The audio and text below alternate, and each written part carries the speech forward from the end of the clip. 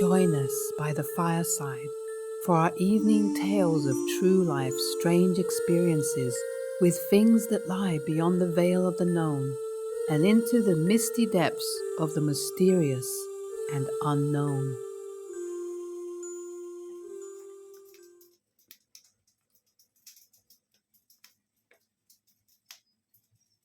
The Ghost Runner. When I was in high school, I was coming back from the movies with a group of friends. We had the radio on and everyone was talking except me. I was in the back seat looking out across the fields along the road. This particular stretch of road was known by everyone to be haunted. There was a ghost car that you never saw out your front or rear windows. You only saw it as it came past you on the side. It was all black and never had its lights on. It was a 60s Corvette, or it was a brand new Corvette, or it was a Trans Am, or it was a pickup truck. Everybody who claimed to have seen it seemed to see a different vehicle, but always black and always with no lights. I never saw it myself. I'm just mentioning it for context. What I saw that night was a light way off in the distance, a couple of 100 yards, moving across the field and keeping pace with the car. I looked away from the window to check the speedometer. We were going about 50 miles an hour. I looked back and the object was now at least 100 yards closer than it had been. It was a person. They were running. I couldn't tell much else, though, because they were luminescent. The light wasn't reflected on them. It was coming from them. I turned away again and was about to ask the others in the car if they saw what I saw. But they were in a heavy debate about something, so I left it and looked back out the window. It was closer still, less than 100 yards away and still running. I looked away and then looked back to see if it moved again. It had. It was half the distance closer from where it had just been. It was still difficult to make out details because of the glow, but it was definitely a man. He was running and looking forward. I did the look away thing again. And he was even closer, less than 20 yards, and without breaking stride. He turned his head and looked at me. I couldn't make out his features very well, but I could definitely see his eyes, and they were fixed on me. He kept running, but he was only looking at me. Just at that moment, we turned off the highway and onto a dirt road that led to my house. I didn't tell anybody what I saw. I just said good night and went up to bed. That night, I dreamed about the car ride and the glowing runner exactly as it had happened, except that in my dream, we didn't get off the highway, and the runner got closer each time I looked away until he was about a foot away from the car window, always looking right at me and running at the same speed as the car. And then he stopped moving his arms. His legs were still going full tilt, but he had crossed his arms. I still couldn't make out his features, and at that distance, the glow was actually hurting my eyes a little. And then he uncrossed his arms and put one finger up to his lips, signaling me to keep quiet. And then I woke up, and I didn't sleep the rest of the night.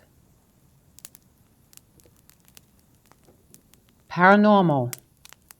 Not me, but a story passed on to me by my grandma about my now late aunt. In all seriousness, I think it was just a hell of a coincidence, but it is still pretty damn spooky. A bit of context. My aunt was an assistant costume designer for a lot of famous movies and Broadway productions. Casino with Robert De Niro, Marvin's Room with Leonardo DiCaprio, Ransom with Mel Gibson. She was the head of the puppet show for the original Lion King musical, and I'm pretty sure she worked on the first production of Cats. So, to be clear, costume design and everything that goes into the production of a major feature film or Broadway musical is grueling. And there is a crazy drug culture that you're probably going to get sucked into. My aunt lost her sense of smell from cocaine use. It's bad. On to the story. Back in the 90s, my grandma went to New Orleans on vacation, and my aunt, ever the eccentric, asked her to bring back a dozen voodoo dolls. My grandma agreed. I believe she wanted to take home one as a souvenir for herself as well, and eventually she found herself touring one of the many little tourist trap museums in the city. The tour was fine, and she ended up in the gift shop browsing their selection of dolls. For the record, my grandma is a huge, nearly 6 foot tall Jewish woman from the Bronx.